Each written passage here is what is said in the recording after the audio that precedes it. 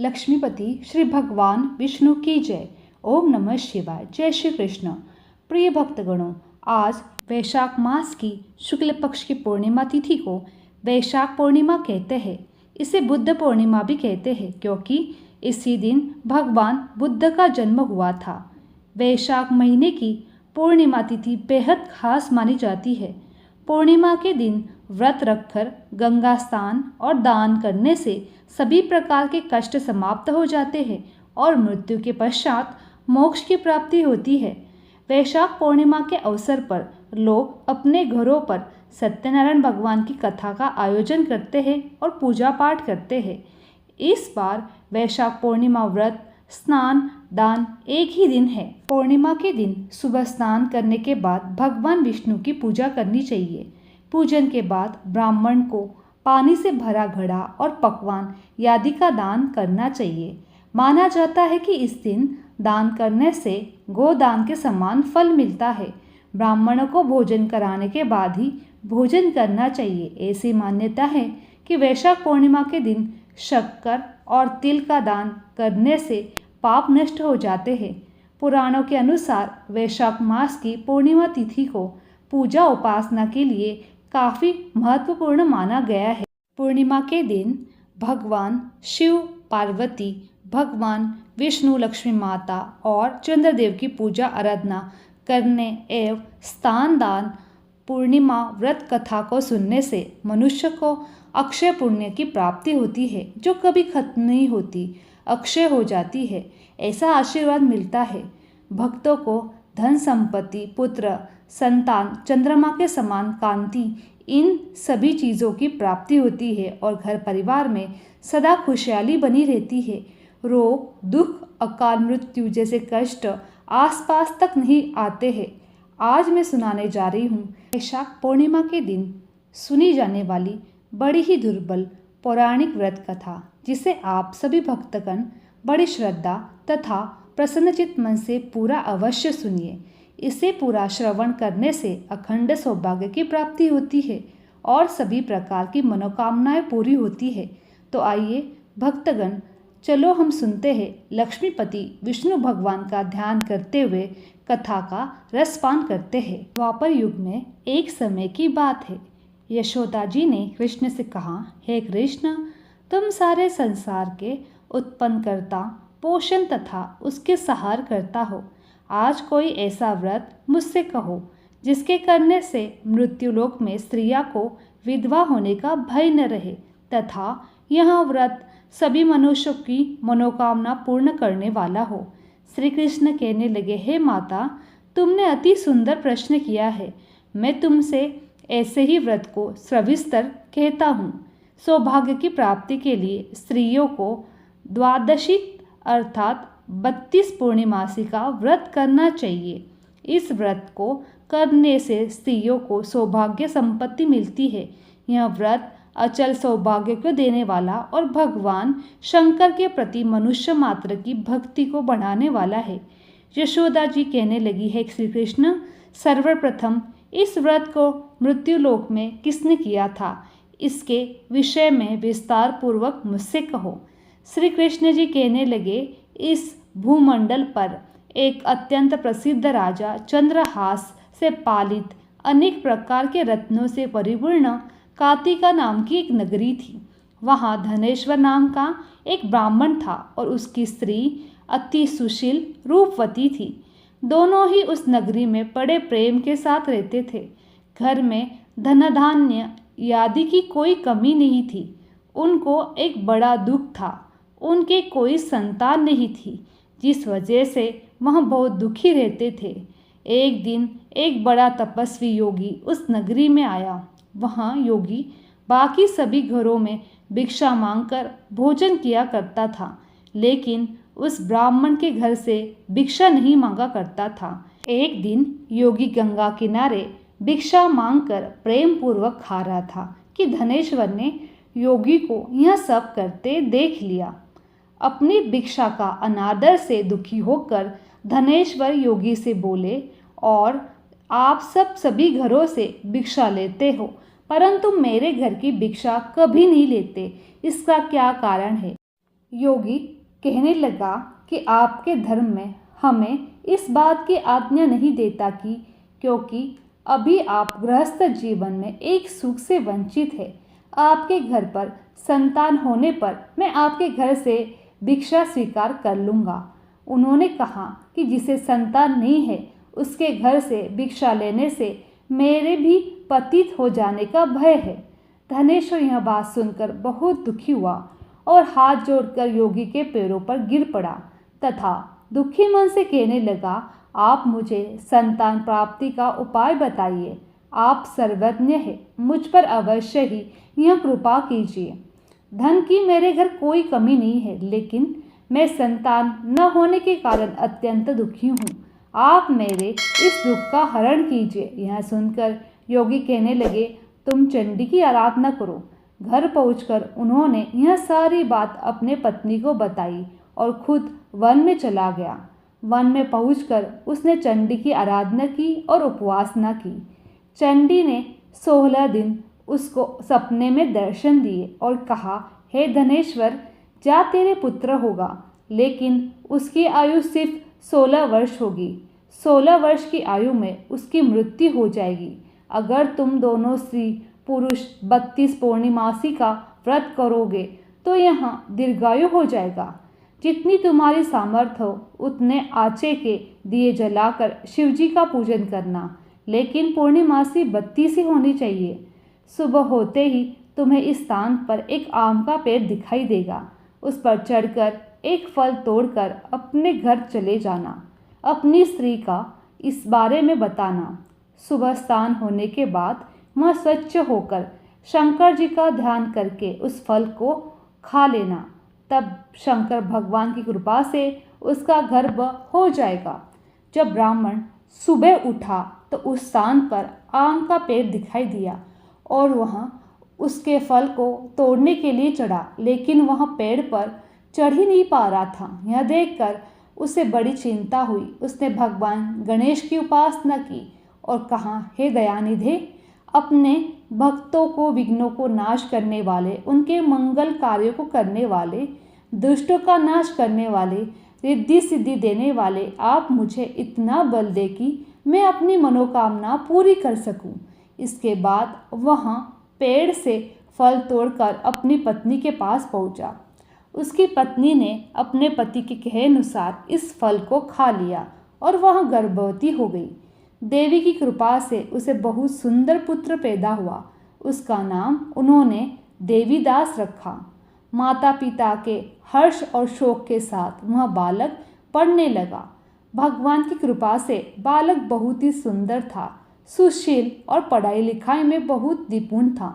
दुर्गा जी के कथनानुसार उसकी माता ने 32 पूर्णिमासी का व्रत रखा। जैसे ही 16 वर्ष लगा तो दोनों पति पत्नी बहुत दुखी हुए, कहीं उनके पुत्र की मृत्यु न हो जाए। उन्होंने सोचा, अगर उनके सामने यह हुआ तो वह कैसा देख पाएंगे। तभी उन्होंने देवीदास के मामा को बुलाया और 1 वर्ष के लिए देवीदास को काशी में पढ़ने के लिए भेज दिया। 1 वर्ष के बाद उसे वापस लेकर आ जाना। देवीदास अपने मामा के साथ एक घोड़े पर सवार होकर चल दिया। उसके मामा को भी यह बात पता नहीं थी। दोनों पति पत्नी ने 32 पूर्णिमासी का व्रत पूरा किया। दूसरी तरफ मामा और भांजा दोनों रात गुजारने के लिए रास्ते में एक गांव में रुके। उस दिन उस गांव में ब्राह्मण की कन्या का विवाह होने वाला था। जिस धर्मशाला में वर और बारात के बाकी लोग रुके हुए थे, उसी धर्मशाला में देवीदास और उसका मामा ठहर गए। उधर कन्या को तेल आदि चढ़ने के बाद जब लग्न का समय आया तो वर की तबीयत खराब हो गई।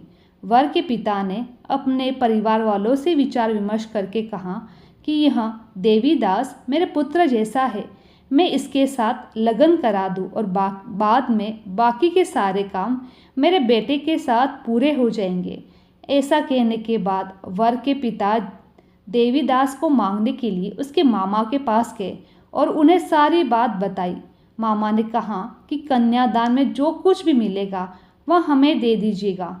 वर के पिता ने बात स्वीकार कर ली। इसके बाद देवीदास का विवाह कन्या के साथ संपन्न हो गया। इसके बाद वह अपने पत्नी के साथ भोजन न कर सका और मन में विचार करने लगा कि न जाने यह किसकी पत्नी होगी। यह सोचकर उसकी आंखों में से आंसू आ गए। तब वधू ने पूछा कि क्या बात है, आप उदास क्यों हो? तब उसने सारी बात पत्नी को बता दी। तब कन्या कहने लगी, यह ब्रह्म विवाद के विपरीत है। आप ही मेरे पति है, मैं आपकी ही पत्नी रहूंगी, किसी अन्य की कभी नहीं। तब देवीदास ने कहा, ऐसा मत करिए क्योंकि मेरी आयु बहुत कम है, मेरे बाद आपका क्या होगा? लेकिन उसकी पत्नी नहीं मानी और बोली, स्वामी आप भोजन कीजिए। दोनों रात में सोने के लिए चले गए। सुबह देवीदास ने पत्नी को 4 नगों से जड़ी हुई एक अंगूठी दी और एक रुमाल दिया और बोला कि हे प्रिय, इसे लो और इसे संकेत समझकर स्थिर चित्त हो जाओ। मेरे मरण और जीवन जानने के लिए एक पुष्प वाटिका बना लो, उसमें सुगंधित वाले एक नवमल्लिका लगा लो, उसको प्रतिदिन जल से सींचा करो और आनंद के साथ खेलो कूदो। जिस समय और जिस दिन मेरा प्राणांत होगा उस दिन यह फूल सूख जाएंगे। जब यह फिर से हरे हो जाएंगे तो जान लेना कि मैं जीवित हूँ। यह समझाकर वह वहाँ से चला गया। इसके बाद जब वर और बाकी बाराती मंडप में आए तो कन्या ने उसे देखकर कहा कि यह मेरा पति नहीं है, मेरे पति वह हैं जिनके साथ रात में मेरा विवाह हुआ था। इसके साथ मेरा विवाह नहीं हुआ है। अगर यह वही है तो बताइए कि मैंने इसको क्या दिया है। साथ ही कन्यादान के समय जो आभूषण मिले हैं उन्हें दिखाइए। कन्या की यह सारी बातें सुनकर वह कहने लगा कि मैं यह सब नहीं जानता। इसके बाद सारी बारात अपमानित होकर लौटकर चली गई। भगवान कृष्ण बोले, माता, इस प्रकार देवीदास काशी चला गया। कुछ समय जब बीत गया तो एक सर्प उसको डसने के लिए आया, लेकिन वह उसको काट नहीं पाया क्योंकि उसकी माता ने पहले ही 32 पूर्णिमासी का व्रत कर लिया था।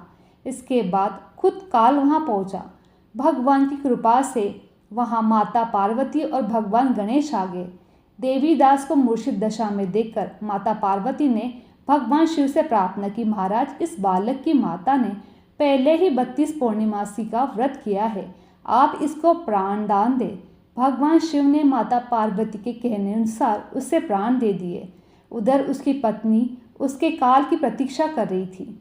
उसकी पत्नी ने जाकर देखा कि पुष्प और पत्र दोनों ही नहीं है, तो उसको बहुत आश्चर्य हुआ और जब उसने देखा कि पुष्प वाटिका फिर से हरी हो गई है तो वह समझ गई कि उसका पति जिंदा हो गया है। इसके बाद वह बहुत ही प्रसन्न होकर अपने पिता से कहने लगी, मेरे पति जीवित है, उनको ढूंढिए। जब 16 वर्ष व्यतीत हो गया तो देवीदास भी अपने मामा के साथ काशी चल दिया। इधर उसकी पत्नी के परिवार वाले उसे ढूंढने के लिए जा ही रहे थे कि उन्होंने देखा कि देवीदास और उसका मामा उधर की ओर ही आ रहे हैं। उसको देखकर उनके ससुर बहुत प्रसन्न हुए और उसे अपने घर ले आए। वहाँ सारा नगर इकट्ठा हो गया और कन्या ने भी उसे पहचान लिया। देवीदास ने इसके बाद अपनी पत्नी और मामा को लेकर वहाँ से चल दिया। उसके ससुर ने भी उसे बहुत धन दहेज दिया। जब वह अपने घर की तरफ चल रहा था तो उसके माता पिता को लोगों ने खबर दी कि तुम्हारा पुत्र देवीदास अपनी पत्नी और मामा के साथ आ रहा। ऐसा समाचार सुनकर पहले तो उन्हें विश्वास नहीं हुआ, लेकिन जब देवीदास आया तो उसने अपने माता पिता के पैर छुए तो देवीदास के माता पिता ने उसका माथा चूमा और दोनों ने अपने सीने से लगा दिया। दोनों के आंखों के खुशी में आंसू आने लगे। दोनों के आने की खुशी में धनेश्वर ने बहुत दान दक्षिणा ब्राह्मणों को दी। श्री कृष्ण जी कहने लगे, इस तरह धनेश्वर को 32 पूर्णिमासी का व्रत के प्रभाव से संतान की प्राप्ति हुई। जो स्त्रियां इस व्रत को करती है वह जन्म जन्मांतर तक दुख नहीं भोगती, सदैव सौभाग्यवती रहती है। यह मेरा वचन है। यह व्रत संतान देने वाला और सभी मनोकामनाओं को पूर्ण करने वाला है। बोलो भगवान श्री कृष्ण की जय, लक्ष्मीपति नारायण की जय। यह कथा सभी दुखों को हरने वाली और पुण्य प्रदान करने वाली कथा है। नारद जी ने एक बार भोलेनाथ की स्तुति करके पूछा, प्रभु, आपको प्रसन्न करने के लिए सबसे उत्तम और सुलभ साधना क्या है? त्रिलोकनाथ, आप तो निर्विकार और निष्काम है। आप सहज ही प्रसन्न हो जाते हो। फिर भी मेरी जानने की इच्छा है कि आपको क्या प्रिय है।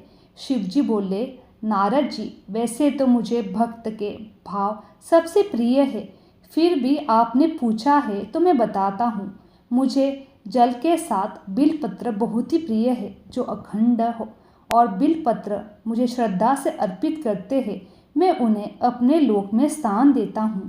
प्रिय भक्तों, उसी समय नारद जी भगवान शंकर और माता पार्वती की वंदना करके अपने लोक को चले गए। उनके जाने के पश्चात पार्वती जी ने भगवान शिव से पूछा, हे प्रभु, मेरी यह जानने की बड़ी उत्कृष्ट इच्छा हो रही है कि आपको बिलपत्र इतने प्रिय क्यों हैं। प्रभु, कृपा करके मेरी जिज्ञासा शांत करें। शिवजी बोले, हे देवी, बिल के पत्ते में मेरी जटा के समान है, जिनका त्रिपत्र यानी 3 पत्ते ऋग्वेद, यजुर्वेद और सामवेद ये शाखा है, समस्त शास्त्र का स्वरूप है। बेल वृक्ष को आप पृथ्वी का कल्प वृक्ष समझ लो, जो ब्रह्मा, विष्णु और शिव स्वरूप है। हे पार्वती, स्वयं महालक्ष्मी ने शैल पर्वत पर बेल वृक्ष में जन्म लिया था। इस प्रकार भी बेल का वृक्ष मेरे लिए अति प्रिय है। महालक्ष्मी ने बिल का रूप धरा था। यह सुनकर पार्वती जी कौतूहल में पड़ गई। उन्होंने पूछा, देवी लक्ष्मी ने आखिर बिल वृक्ष का स्वरूप क्यों लिया? आप यह कथा विस्तार से कहे। भोलेनाथ ने देवी पार्वती को कथा सुनानी शुरू कर दी। हे देवी, सतयुग में जो ज्योतिर रूप में मेरे अंश का रामेश्वर लिंग था, ब्रह्मा आदि देवों ने उसका विधिवत पूजन अर्चन किया था। फलित मेरे अनुग्रह से वाग्देवी सबकी प्रिया हो गई। वे भगवान विष्णु को सतत प्रिय हो गई। मेरे प्रभाव से भगवान केशव के मन में वाग्देवी के लिए जितनी प्रीति हुई, वह स्वयं लक्ष्मी को नहीं भाई। अंत देवी चिंतित और रुष्ट होकर परम उत्तम श्रीशैल पर्वत पर चली गई। वहाँ उन्होंने मेरे विग्रह की उग्र तपस्या प्रारंभ कर दी। हे परमेश्वरी, कुछ समय बाद महालक्ष्मी जी ने मेरे विग्रह से थोड़ा ऊर्ध्व में एक वृक्ष का रूप धारण कर लिया और अपने पत्र पुष्प द्वारा निरंतर मेरा पूजन करने लगी। इस तरह उन्होंने 1 करोड़ वर्ष तक आराधना की। अंत उन्हें मेरा अनुग्रह प्राप्त हुआ। महालक्ष्मी ने मांगा कि श्री हरि के हृदय में मेरे प्रभाव से वाग्देवी के लिए जो स्नेह हुआ है वह समाप्त हो जाए। शिव जी बोले, मैंने महालक्ष्मी को समझाया कि श्रीहरि के हृदय में आपके अतिरिक्त किसी और के लिए प्रेम नहीं है, वाग्देवी के प्रति तो उनकी श्रद्धा है। यह सुनकर लक्ष्मी जी प्रसन्न हो गई और पुनः श्री विष्णु के हृदय में स्थित होकर निरंतर उनके साथ विहार करने लगी। हे पार्वती, महालक्ष्मी के हृदय का एक बड़ा विकार इस प्रकार दूर हुआ था। इस कारण हरिप्रिया उसी वृक्ष रूप में सर्वदा अतिशय भक्ति से भरकर यज्ञ पूर्वक मेरी पूजा करने लगी। बिल वृक्ष इस कारण मुझे बहुत प्रिय है और मैं बिल वृक्ष का आश्रय लेकर रहता हूँ। बिल वृक्ष को सदा सर्व तीर्थ में एवं सर्वदेव में माना चाहिए, इसमें तानिक भी संदेह नहीं है। बिल पत्र, बिल फूल, बिल वृक्ष अथवा बिल काष्ठ के चंदन से जो मेरा पूजन करता है वह भक्त मेरा प्रिय है। बिल वृक्ष को शिव के समान ही समझो, वह मेरा शरीर है। जो बिल वृक्ष पर चंदन से मेरा नाम अंकित करके मुझे अर्पण करता है, मैं उसे सभी पापों से मुक्त करके उसको अपने स्थान में लेता हूँ। उस व्यक्ति को स्वयं लक्ष्मी जी भी नमस्कार करती है। जो बिल पत्र में प्राण छोड़ता है उसको रुद्र देह प्राप्त होता है। यादि लक्ष्मी नमस्तुते परब्रह्म स्वरूपिणी, यशो देहि धन देहि सर्वकामाक्ष देहि मे। संतान लक्ष्मी नमस्तुते पुत्र पौत्र प्रदायिनी, पुत्र देहि धन देहि सर्वकामाक्ष देहि मे। विद्या लक्ष्मी नमस्तुते ब्रह्म विद्या स्वरूपिणी विद्या देहि कला देहि सर्वकामाक्ष देहि मे धनलक्ष्मी नमस्तुते सर्वदारिद्र्य नाशिनी धन देहि श्रिय देहि सर्वकामाक्ष देहि मे धान्यलक्ष्मी नमस्तुते सर्वभरण भूषिते धान्य देहि धन देहि सर्वकामाक्ष देहि मे मेधालक्ष्मी नमस्तुते कलिकमलक्षनाशिनी प्रज्ञा देहि श्रियं देहि सर्वकामाक्ष देहि मे गजलक्ष्मी नमस्तुते सर्वदेव स्वरूपिणी अश्वाकं शूलाकीलं देहि सर्वकामाक्ष देहि मे धीरलक्ष्मी नमस्तुते पराशक्ति स्वरूपिणी वीर्य देहि बलं देहि देहि सर्वकामाक्ष देहि मे जयलक्ष्मी नमस्तुते सर्वकार्य जयप्रीति जय देहि शुभ देहि सर्वकामाक्ष देहि मे भाग्यलक्ष्मी नमस्तुते सौमण्डल विर्विधनि भाग्य देहि श्रियं देहि सर्वकामाक्ष देहि मे कीर्तिलक्ष्मी नमस्तुते विष्णुवक्षस्थलस्थिते कीर्ति देहि श्रियं देहि सर्वकामाक्ष देहि मे आरोग्यलक्ष्मी नमस्तुते सर्वरोगनिवारिणी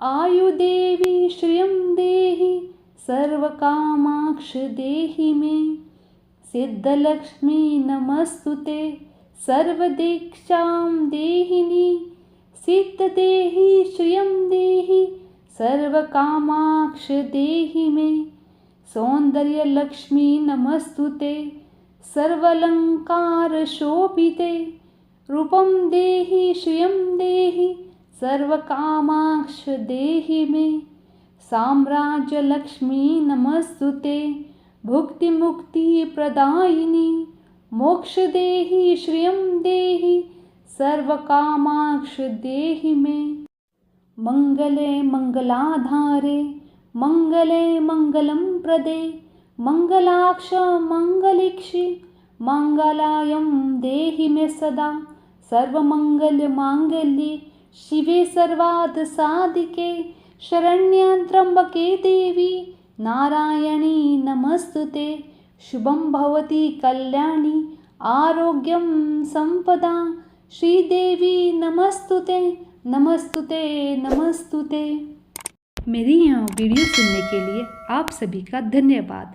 आपका जीवन मंगलमय हो यही मैं भगवान से प्रार्थना करती हूँ।